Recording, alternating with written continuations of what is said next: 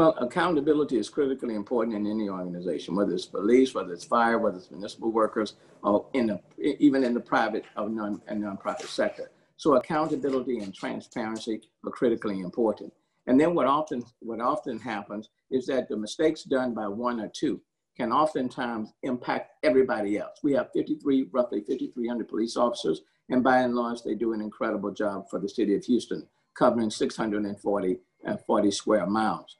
But at the same time, when things happen, when they do things, when individuals or others do things that are wrong, we have to call those things and bring attention to it and make sure that we have accountability for those transgressions. I've also signed an executive order already that says that it calls for de-escalation where practical. It says it calls for detailed reporting whenever deadly force is used. It bans the use of chokeholds, for example. It requires officers to intervene when they see another officer doing something wrong or violating policy or law.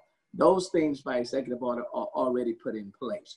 But the recommendations that have been made by the task force, when taken as a whole, I think can be very transformational. It can be a plus for the police department of the city of Houston and the police officers, a plus for the people in the city of Houston, and build that sort of trust that has to exist between both police and the community. But the key is accountability, transparency, clarity, so everybody understands what the governing rules are. One of the questions is, how do you get a copy of that report? It is online. It is currently online. It was online as of 3 p.m. on yesterday. You can go to the City of Houston website, look under boards and commissions, and then look for the Mayor's Task Force on Policing Reform.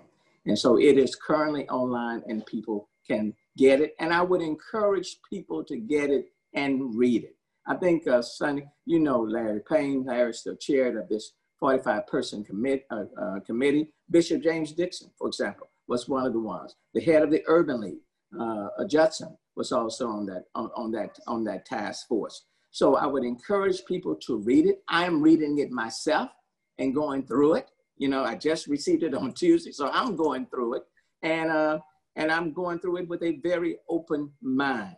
But I will tell you, just based on my quick read, they did an exceptional job. They made some very pragmatic recommendations, and not just for, you know, increasing policing, but also about the well-being of police officers themselves. So it's very balanced, and I'm looking at working with them as we move forward. And that telephone number for that mental health helpline is 713-999-9442. 713-999-9442. 713-999-9442. 713-999-9442.